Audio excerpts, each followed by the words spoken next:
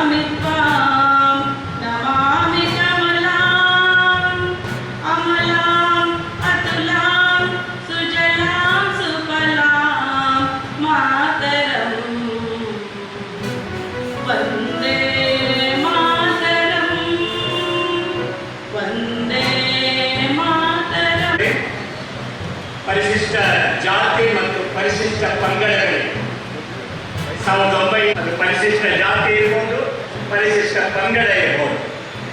ಕೇವಲ ಜಾತಿಗಳನ್ನು ಸೇರೋದು ಮಾತ್ರ ಅಲ್ಲ, ಜನಸಂಖ್ಯೆಗೆ ಅನುಗುಣವಾಗಿ ಮೀಸಲಾತಿ ಸಿಗದೆ ಹೋಗಿ ಆ ಕಾರಣಕ್ಕಾಗಿ ನಾವು ಕಳೆದ 30 ವರ್ಷದಿಂದ ಬಹಳ ದೊಡ್ಡ 2007ನೇ ಇಸ್ವಿಯಿಂದ ನಮ್ಮ ಪರಿಶಿಷ್ಟ ಜಾತಿ ಮತ್ತು ಪರಿಶಿಷ್ಟ ಪಂಗಡದ ಮೀಸಲಾತಿ, ಅದರೊಳಗೂ ನಮ್ಮ ನಲ್ಲಿ ಅವರು ನಮ್ಮ ಕರ್ನಾಟಕದ ಹೈಕೋರ್ಟ್ನ ಬಾಗಿಲನ್ನು ಬಡಿತಾರೆ.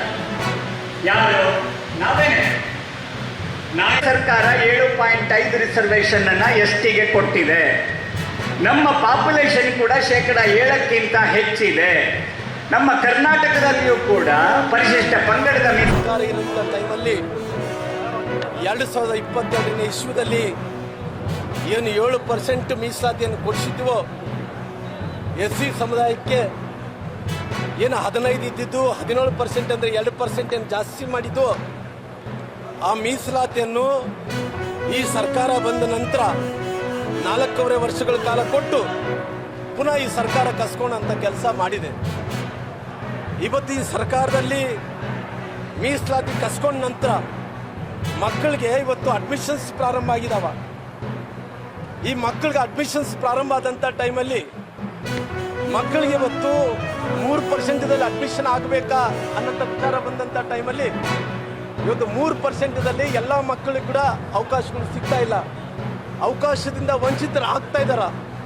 ಆ ಭವಿಷ್ಯದ ಮಕ್ಕಳ ಒಂದು ಕಳಕಳಿ ನೀಡಿಕೊಂಡು ಆ ಮಕ್ಕಳಿಗೆ 7% ಮೀಸಲಾತಿ ಶಿಕ್ಷಣದಲ್ಲಿ ಸಿಗಬೇಕು, ಉದ್ಯೋಗದಲ್ಲಿ ಸಿಗಬೇಕು, ಮುಂಬಡ್ತಿಯಲ್ಲಿ ಸಿಗಬೇಕು ಅನ್ನೋಂಥ ಕಾರಣದಿಂದ ಇವತ್ತು ಈ ಕಾಂಗ್ರೆಸ್ ಸರ್ಕಾರ ಅಧಿಕಾರಕ್ಕೆ ಬಂದ ನಂತರ ಏನು ಮೀಸಲಾತಿ ಏನು ಕಸ್ಕೊಂಡಿದ್ದೇನೋ ಅದನ್ನು ಕೊಡಿಸ್ಬೇಕು ಅನ್ನೋಂಥ ಕಾರಣದಿಂದ ಇವತ್ತು ಅನೇಕ ಜಿಲ್ಲೆಗಳಲ್ಲಿ ಹೋಗಿ ಹೋರಾಟವನ್ನು ಮಾಡ್ತಾ ಇದ್ವಿ. ಎಲ್ಲಿ ತನಕ ಕೂಡ ಈ ಮೀಸಲಾತಿ 7% 17% ಬರಲ್ಲನೋ ಅಲ್ಲಿ ತನಕ ಈ ಹೋರಾಟವನ್ನು ಮುಂದುವರಿಸುವಂಥ ಕೆಲಸ